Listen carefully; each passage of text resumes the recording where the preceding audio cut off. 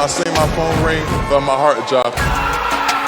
It was meant for me in the league. All my hard work is paying off. I'm destined. I'm soaking in every moment. This is a blast. It's crazy. I was like super nervous before and I'm just so excited. Destined for greatness, destined for greatness. It will never get old watching someone achieve their dreams. Let's recap the quarterback landings. Trevor Lawrence is a Jaguar, Zach Wilson a Jet, Trey Lance a Niner, Mac Jones a Patriot, and Justin Fields a Chicago Bear. Mel Kiper Jr. still holding out strong after a fantastic weekend of draft coverage. Still good to see you, sir. Thank you so much for being with us. This is a debate, though. This is not an interview. It's a debate. Yeah. Did you get any sleep over the weekend? Mel's a machine.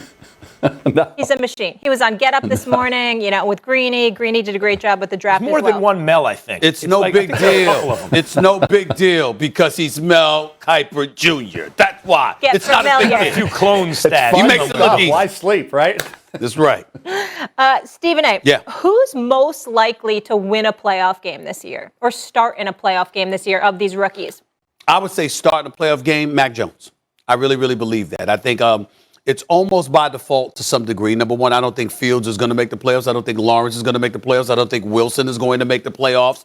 So that leaves based the likelihood. Off their teams. That leaves That leaves the likelihood of Trey Lance in San Francisco or Mac Jones in New England. And I think that even though I look at the AFC East and I see Buffalo has arrived, Miami is coming, I'm going to lean on what Mac said last year in terms of New England being 7-9 with a horrid offense with their quarterback in Cam Newton that attracted COVID-19. Obviously, it compromised him to some degree, but you know what I say. He was never an accurate passer to begin with. An absolutely stud athlete, a big-time athlete, but not a stud passer per se.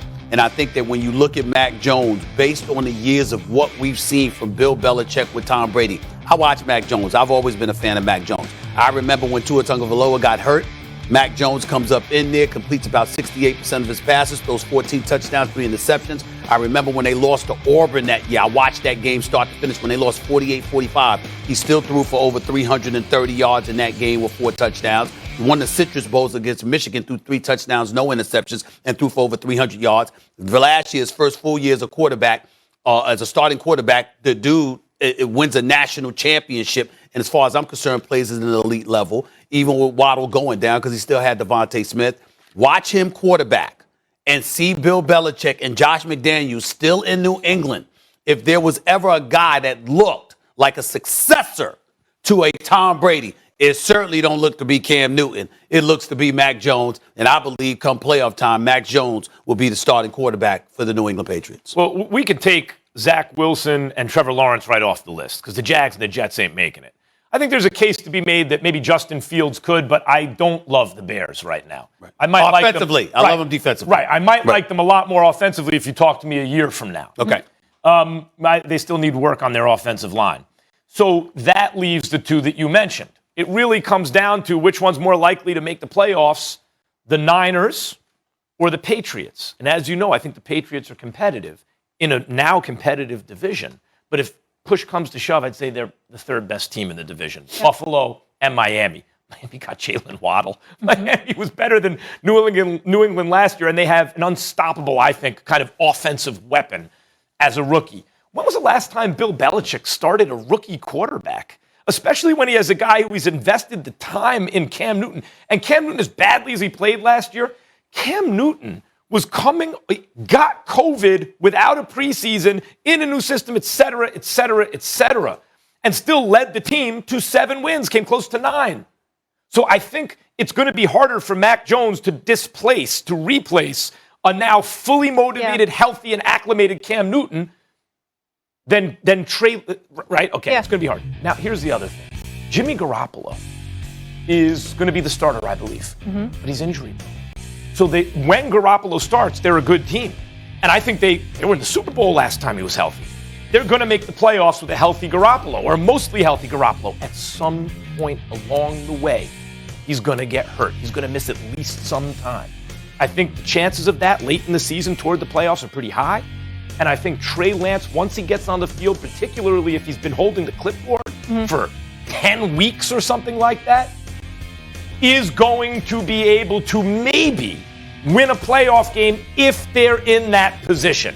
Because he can do things that Mac Jones can't as a rookie simply because of his ability. Mel, before you jump in here, I just want to say one other thing about New England. Let's not forget they had the most players opt out due to COVID as well. So 9. I don't even feel like I really know who the New England Patriots are. Yeah, to Stephen A's point, 9 of them sat out. That'll obviously be different this year. Mel, where are you on this?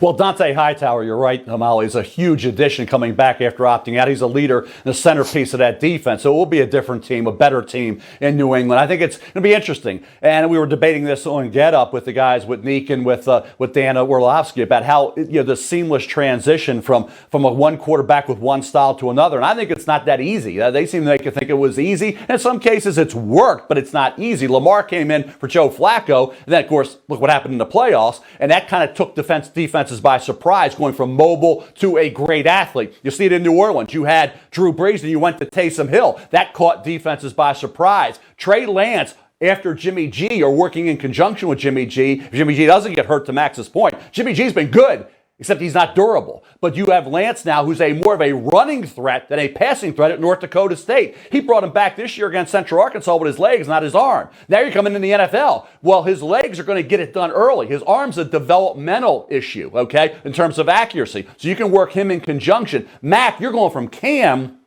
mobile, runaway, single wing type, running the ball, to a pocket guy. To me, that's more difficult than going pocket to a runner who takes defenses by surprise. So I would go with Lance to play and contribute. But Justin Fields is interesting. You're kind of writing him off and saying the Bears are a playoff caliber team. And the Bears have now a quarterback who is that run threat, dual threat, that Andy Dalton isn't. So I think if Andy starts, and I would start Andy, but when Andy he hits a wall a little bit and you're hitting around 500, maybe Justin comes in and gives defenses a different look, and his playoff team with Justin gets elevated. Could easily happen. I would not write off Justin Fields, guys. Well, let me say this. I think you're absolutely right, Mel. I will tell you this, and I'll openly confess, I'm a bit emotional, and you don't hear me say this too often. I've been a bit hard on Matt Nagy, head coach for the Chicago Bears.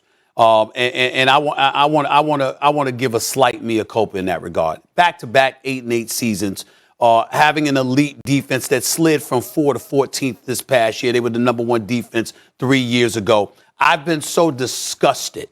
I haven't recovered from the fact that they moved up to grab Mitchell Trubisky and passed on Deshaun Watson and Nagy and Pace. I think that was a fireable offense to move up, to pass up on 2 elite quarterbacks and pitch Mitchell Trubisky. I think that was such a flagrant miscalculation that I think I spent too much time thinking they shouldn't have their job rather than analyzing the job that they've done. Nagy, when you look at the pieces that they have in place on the defensive side of the ball, with Chuck Pagano coaching their as the defensive coordinator, I think that they've been big time. Offensively, I look at some of the pieces. David Montgomery, Tyreek Cohen, them brothers can play. Anthony Miller, Allen Robinson, and those boys, they can play.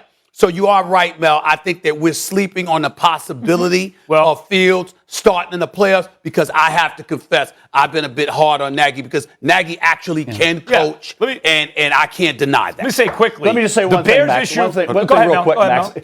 When you look at Matt Nagy, and I'm with you, Matt Nagy didn't utilize Trubisky properly. Why did Trubisky go to Buffalo? Because Josh Allen runs the ball. Trubisky can do that for them better than Matt Barkley could. So it was Matt Nagy. Maybe Matt Nagy hopefully learned that we didn't utilize Trubisky properly. You better utilize Justin Fields properly. He is the ultimate dual threat quarterback. Trubisky could have been, but he wasn't asked to do that. His strength would have been doing those things, and they tried to make him something he wasn't. So hopefully Matt Nagy learned from that, and now he'll do better with Justin Fields. I think the issue with Trubisky is a little different. You could see early on in his career, he could outrun linebackers. That was the most notable thing about him. He's really fast, right? But the problem was, for the Bears last year, to me, the whole thing, they couldn't protect the passer. The offensive line couldn't protect the passer. So you had 2 guys. Nick Foles can throw the ball down the field if you give him a pocket to step into, which was never the case, right? But he can't escape pressure. And Trubisky can escape pressure, but he's not accurate down the field. Fields can do both. So it does give them a better shot. But, Mel, until I see that offensive line shored up, I don't like the Bears for the playoffs this year, especially with a rookie quarterback. Tevin Jenkins, who they drafted out of Oklahoma State, has to be the starting right tackle, and Larry Borum from Missouri has to be a contributor on that line, whether it be a tackle or guard. So I'm with you. The line's got to be a lot better, and Nagy's got to be better in the way he incorporates Fields. Once he's ready, and Andy Dalton's going to start, then you go to the mobile guy. I like that. I like that more than Cam going to Mac. Okay?